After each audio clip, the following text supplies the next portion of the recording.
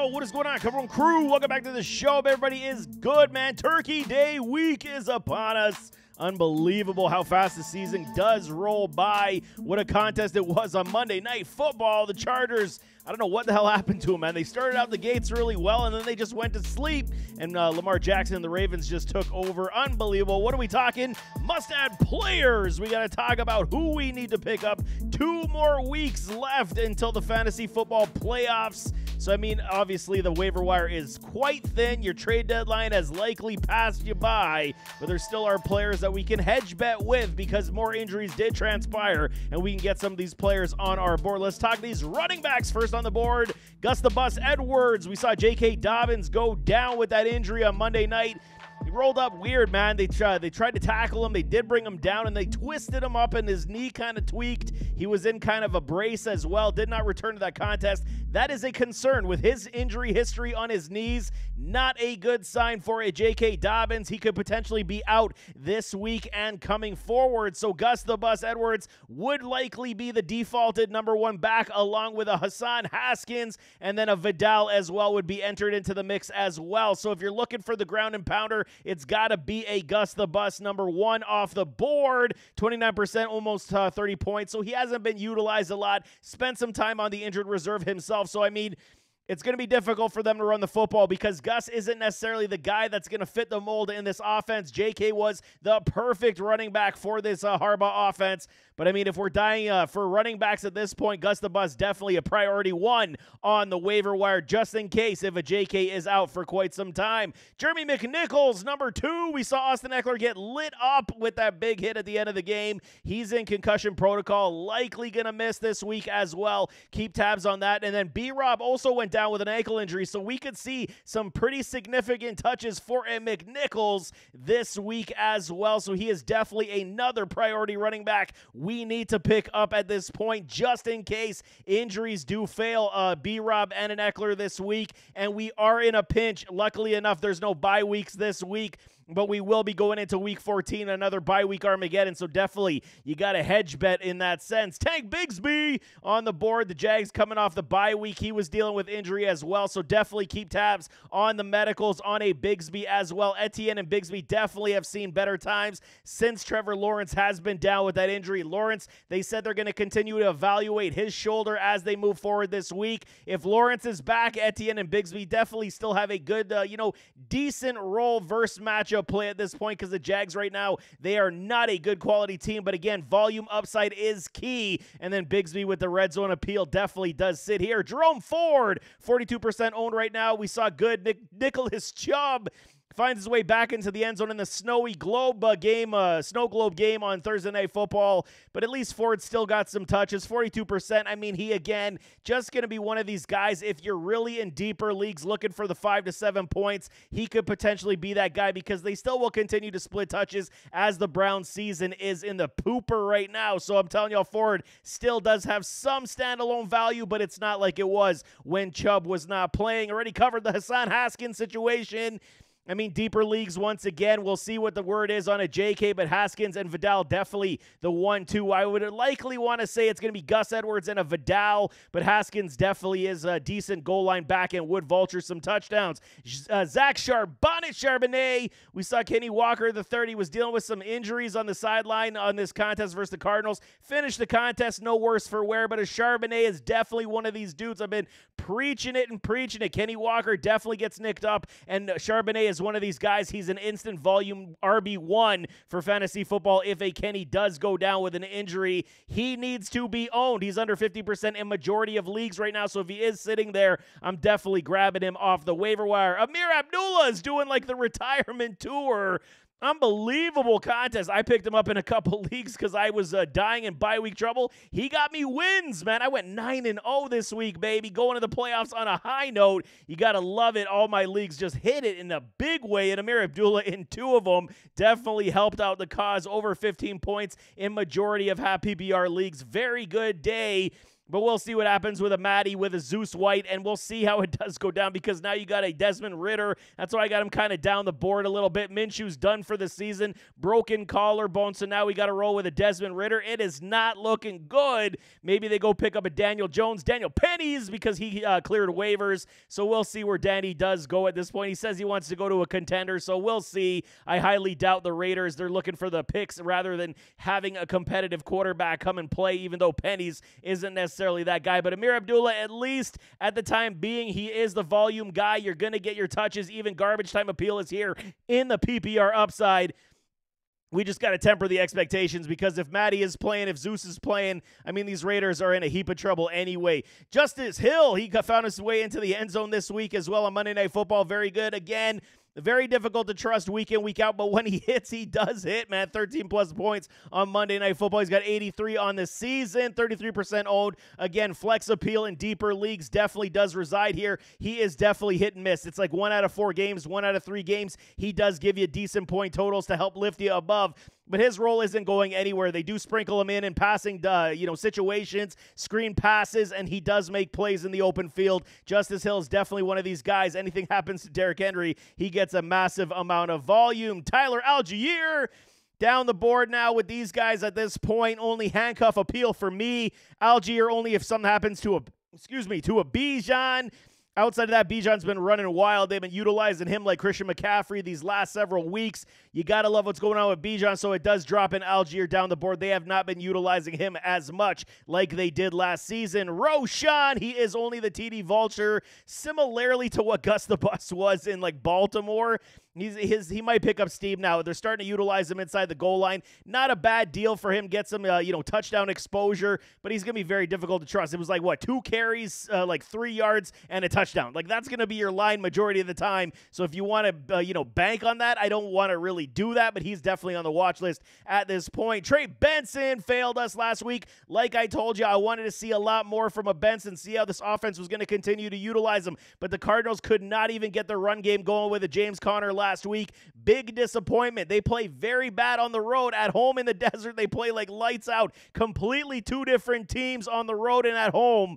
Benson right now, I'm really looking forward to see how they utilize him the last, 5 weeks of the season. He may have a role, but again, pure handcuff for me at this point. Likewise with a Ray Davis, does not get into the offensive punch as much as we would like because of a guy like James Cook. And if Cook goes down, then we got something to talk about with a Ray Davis. Quarterbacks, Caleb Williams, now with the new offensive coordinator, things are looking in the right direction. He's supporting guys like a DJ Moore, like a Keenan Allen, like an Adunzie, even his tight ends get in the mix. Everybody's getting something mixing in here with a Caleb Williams right now. It's good.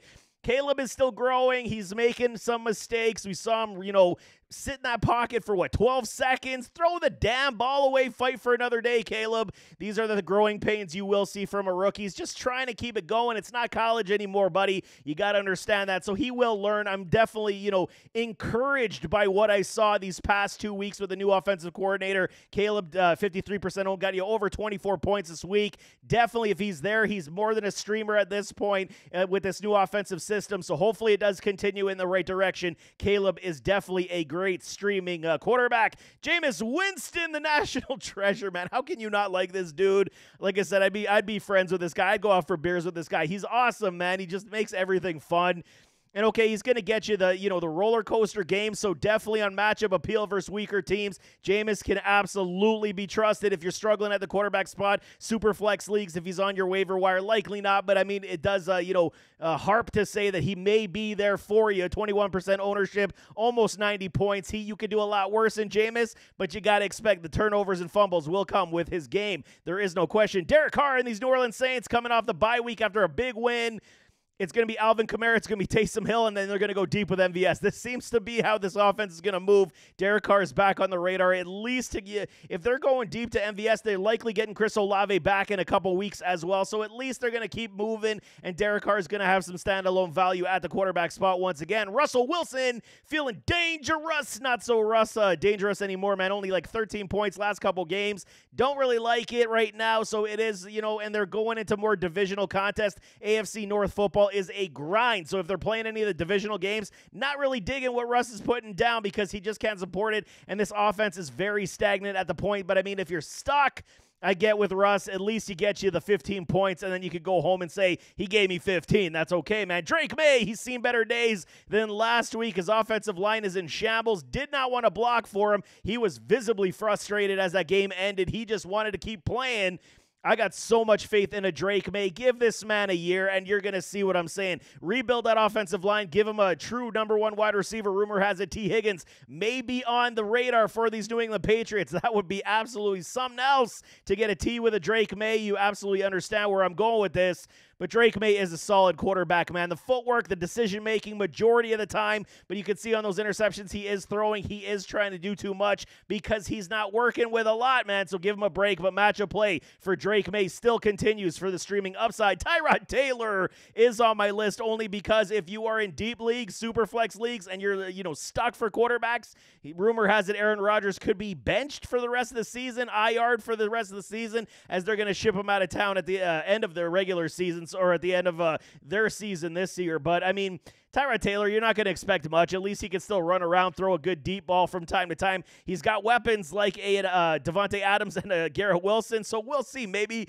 old vintage Tyrod comes back into play, but I wouldn't expect a whole heck of a lot. Bryce Young on the list as well, improving, but still just watch list player for me at this point, where a Trevor Lawrence is still dealing with that shoulder. If he is cleared the full bill of health, then I'm okay with it because he still was giving us anywhere from 18 to 22 points. Did not dislike what he was doing. But that shoulder injury, the AC joint, definitely is a scare. They may shut this man down if he's not responding well to treatment. It is something to definitely look at, no question. Wide receivers, A.D. Mitchell. Now that Josh Downs are always down for downs. Not down this week because he's dealing with an injury as well, maybe week to week at this point from what I'm seeing. So AD is back on the list, just like Alec Pierce as well. I don't have Alec Pierce down here, but he is definitely one of the boomer bust categories once again. But AD would definitely get an uplift in this offense without a Josh Downs. Likely take the targets from him as well, as his role has been expanding. 15% owned, almost 40 points. AD is a stud. And Rich, I mean, he had some drop passes last week. The game would have been a lot different had those passes been touchdowns. Couple errant throws in the red zone. So we'll see how it does go. Rich continues to progress. AD is definitely one of these guys on my target board right now. MVS, Valdez-Scantling, coming off the bye week, like I said. He's scoring TDs, man. He found a way to catch the football in New Orleans in the Bayou, and I just don't understand where this was your entire career. He's lighting stuff up, man. He took over the Rashid Shaheed role to absolute perfection, and the Saints do know how to go deep with a Derek Carr. 35%. He's definitely one of these guys, flex appeal, with heavy TD upside. Nick Westbrook, Akine, what did I tell y'all, man? The last, 3 weeks, he's just got a nose for this end zone. You're only going to get 3 or 4 targets a game at most. But one of them could be a touchdown, but it is so boomer bust at this point. 74 points right now in the season, so they are getting a little more comfortable. At least they know, kind of like an MVS, you can go deep to a Nick Westbrook Akine, and he can score you some TD. So if you are in dire need of a wide receiver, you could do a lot worse than this TD deep shot player in a Westbrook Akine. Devon Vele, he's starting to pick up a lot of steam. Definitely a name to watch. Might be a little early, but I mean, 11 points last week, half PBR is nothing to sneeze at, man, when you're looking at a flex wide receiver. He is definitely on board. It is going to be Vele, Mims, and then Franklin for me outside of a Sutton. They just released a Greg Dulcich, so I mean, they like what's going down with these wide receivers. We could see a lot in Bo Nix is starting to spread the football around to a lot of them. Vele definitely picking up a lot of steam. Pop Douglas, pop. Okay, he's the epitome of consistency at 7 to 9 points. If this man can finally get his way into the end zone, we would be seeing to the upwards of 14 to 15 points per week. Start scoring some touchdowns, Pop, and everyone's going to see what I'm saying. But he's definitely one of these guys, again, in a pinch on the flex play. You can definitely slot him in. He's going to get you anywhere from the 7 to 9 points, and you could do so much worse than that, man. We're seeing goose eggs on the board in some of our flex spots. So, I mean, Pop Douglas at 50%, almost 80 points, is definitely warranted of a pickup this week as well. Adam Thielen back on the board with Xavier Legette. Okay, we even saw David Moore get into the mix, but with Bryce Young ascending in the right direction, we saw old Roll Tide Bama big boy throws from a Bryce Young this past week versus the Chiefs. Very, very impressive. I did like what I saw. So pick your poison. Thielen 44% and Xavier Legette 47%. You're going to get likely around the similar amount of point totals from these two wide receivers. I mean, Thielen, we'll see. He's probably gone after this season, so you want to believe Legette would be the guy to pick up before a Thielen. But, I mean, pick your poison week to week. I'm going Legette over a Thielen, but both of them definitely on the board, warranting a pickup if you are in dire need of a wide receiver. Curtis Samuel, the Buffalo Bills, contingent on the fact of a Keon Coleman. If he does not play this week, Samuel's role would be back where it was last week, and I did like what I saw. They finally utilized this man properly with the drags, the slants, the bubble screens. You like what you see. This is why they brought him here. A different, aspect to the game, almost recreating the run attack that maybe, stifled from time to time. Samuel, if he can play like this with a Josh Allen, he's got standalone value as well. Curtis Samuel definitely on the board, just like a Noah Brown over 10 points again. I told you, man, if Jaden Daniels' rookie's kind of showing a little bit, but he did come back. What a game that was, too, man. Scary Terry going down the field to tie the game, then missed the kick. Like, holy crap, man. There's a lot of crazy games this week, no question. But Noah Brown, like I was saying early on this season, I may have been early, but I wasn't wrong, man. If they can get this guy to be the wide receiver 2 in this offense, it would do this offense that much more wonders than ever. Jaden Daniels just has to get more comfortable, throwing to, 3-4 targets in the game, scan the field instead of just taking off and running. But it is coming. JD looks absolutely phenomenal, and Noah Brown is one of these wide receivers I'm definitely rooting for. Marvin Mims, like I said, right now, watch list for me.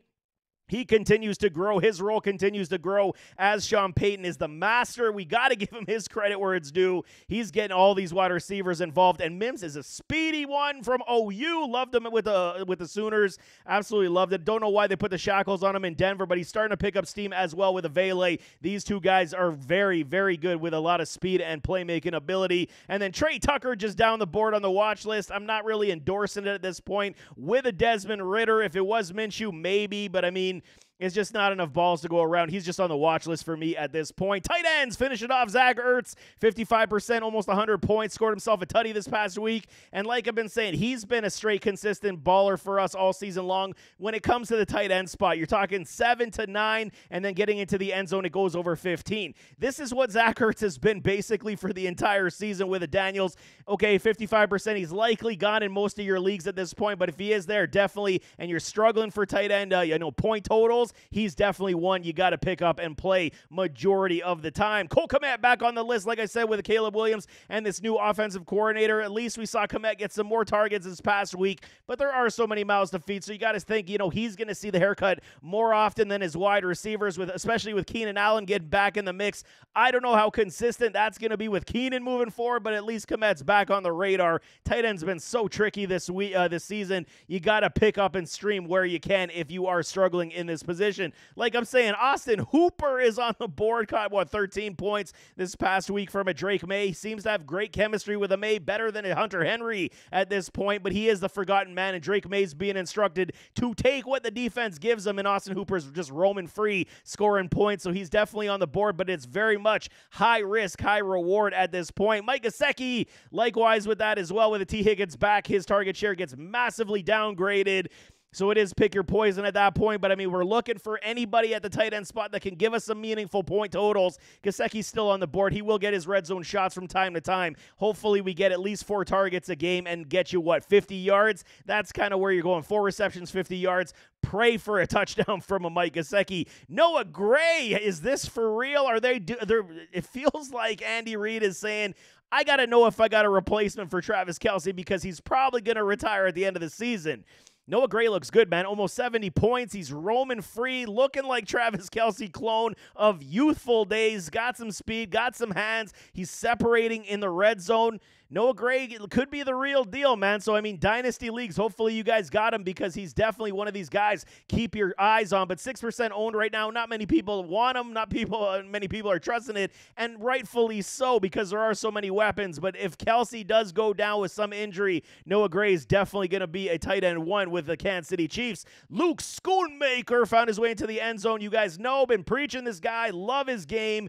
but the only time he gets play is when Jake Ferguson is down in the medical room with an injury. He was dealing with, I believe, a concussion this past week. So if Ferguson does clear, Luke Schoonmaker is a moot point. But if Ferguson does stay in the concussion protocol, Schoonmaker can be trusted once again. You're going to get roughly the 5-11, like kind of where you're going, hoping for a touchdown. Schoonmaker is definitely one of these tight ends that has a lot of upside moving forward in his NFL career. Dawson Knox only on the board if a Dalton Kincaid does sit again, but the way the Buffalo Bills did play, I mean, we see the chemistry. Dawson Knox is a quality tight end, man. He's got hands, and he can rumble his way down the field. Josh Allen knows where he is. Their chemistry is bar none. Yes, he did fail us when I said, promoting him before the bye week because majority of the targets went to a Curtis Samuel. Didn't expect that over a Knox. Thought those targets would have gone to a Dawson Knox. Did not, but it is what it is. And then a Okonkwo found his way into the end zone on a 70-yard plus TD. Where the hell's that been all year? We know he's an athletic freak. It's just the Titans do not utilize this man. He's only on the watch list right now. We can definitely not trust him at this point because, I mean, he's going to have 3 big boom games in his entire season. I mean, 2 of them are already gone anyway, so you got to hope for one more at some point. They got to integrate this man a little bit more, but Will Levis still struggling to find all these targets, no question. But there you have it. That is week number 13, waiver wire must-add players as Turkey Day is coming. Turkey week, baby. We got football. I got starts it for you for the Thanksgiving games and the Black Friday game, and then I'll also get you guys on Saturday for all the games on Sunday and Monday. It's going to be a busy week, so definitely stay tuned for all of it. But nevertheless, as always, don't forget to hit that like button, hit that subscribe button, jump in those comments, give me your thoughts, and we'll see you next time. I am out.